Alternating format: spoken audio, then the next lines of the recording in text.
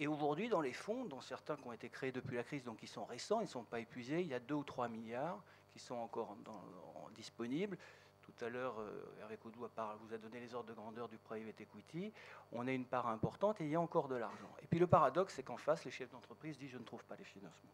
Il y a une aversion au risque et il y a des créneaux, des segments qui se financent moins bien. Or, le financement d'une entreprise, c'est une chaîne qu'il ne faut pas casser. Et je crois que c'est ça l'enjeu. Je veux dire, c'est moins, quitte à contredire peut-être Jean-Hervé Lorenzi tout à l'heure, ou certains qui...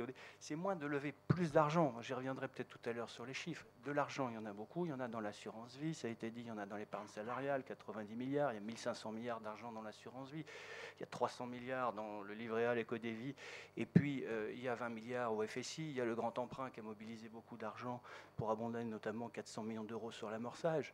Notre sujet, c'est de faire en sorte que cet argent aille là où les besoins se trouvent et qu'on ne casse pas cette chaîne de financement des entreprises. Ça passe par des nouveaux souscripteurs. Quand on regarde le dernier programme France Investissement, les 6 dernières années, où on a levé à peu près 7 milliards d'argent privé pour 2,5 milliards d'argent public, il y avait 1,6 milliard, 1,8 milliard pour les banques, à peu près autant pour les assureurs et les mutuelles, qui sont les grands financeurs, j'allais dire, aujourd'hui, de l'économie et de l'investissement dans les PME. Comment, effectivement, faire travailler ensemble les acteurs sans créer quelque chose qui restreigne l'offre et qui soit relativement simple pour les chefs d'entreprise. Et je pense que ça se joue à 2 niveaux.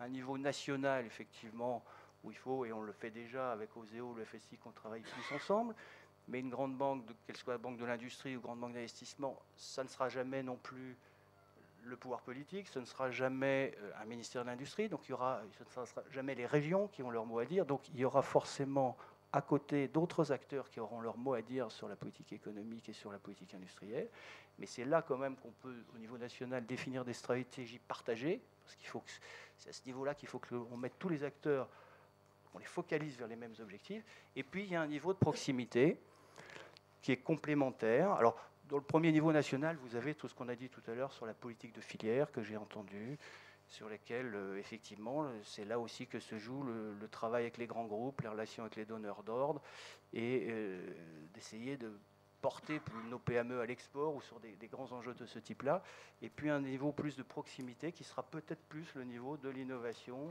de la proximité avec le monde de l'université, de la création de la start-up, et ces deux mondes sont complémentaires. Donc je pense que l'enjeu de la grande banque d'investissement ou de la banque de l'industrie et du FSI, puisqu'appelons-les comme ça, pour nous, c'est d'arriver plus qu'avant encore à travailler ensemble sur des stratégies partagées, en gardant notre spécificité, nos outils et leur complémentarité, et en étant bien au service et en accompagnement des entreprises, et pas seulement au service d'une politique d'investissement qui nous soit propre.